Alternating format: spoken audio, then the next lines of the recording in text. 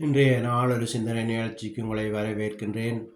இன்றைய நாளொரு சிந்தனை நிகழ்ச்சியில் நான் சொல்லப்போவது கிறிஸ்தவர்களுக்கும் சபைக்கும் சபை போதகர்மாருக்கும்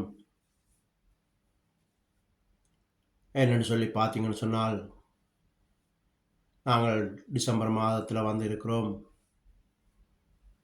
இன்னொரு 20, 28, 29 நாளில் ஜனவரி மாதம் ஆரம்பிக்க போகின்றது. 2025ஆம் வருடத்துக்குள்ளே காலடி எடுத்து வைக்கப் போகிறோம். அதனால் நாங்கள் வாக்குத்தத்தங்களை எடுப்பதற்கு ஆவலாக இருப்போம்.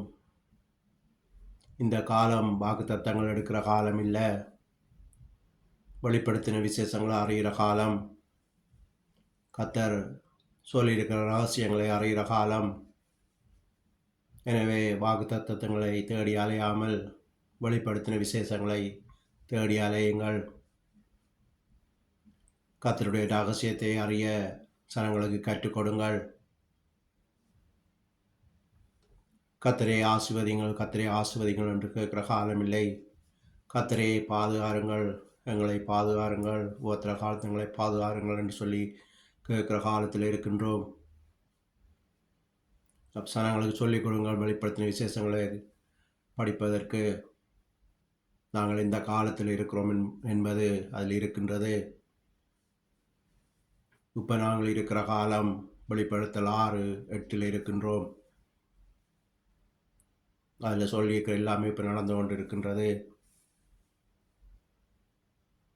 யுத்தங்கள், வியாதிகள், பஞ்சங்கள், இந்த காலத்தில் தான் இருக்கின்றோம் இப்போது.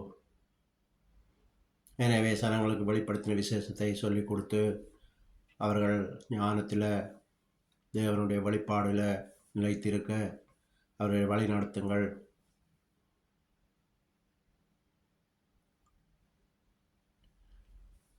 கிறிஸ்தவர்கள் நாங்கள் பிற சமயத்தாருக்கு சொல்லிக் கொடுக்க வேண்டும். நாங்கள் இந்த காலத்தில் இருக்கின்றோம், என்ன நடக்கப் போகுதுன்னு சொல்லி நாங்கள் சொல்லிக் கொடுக்க வேண்டும்.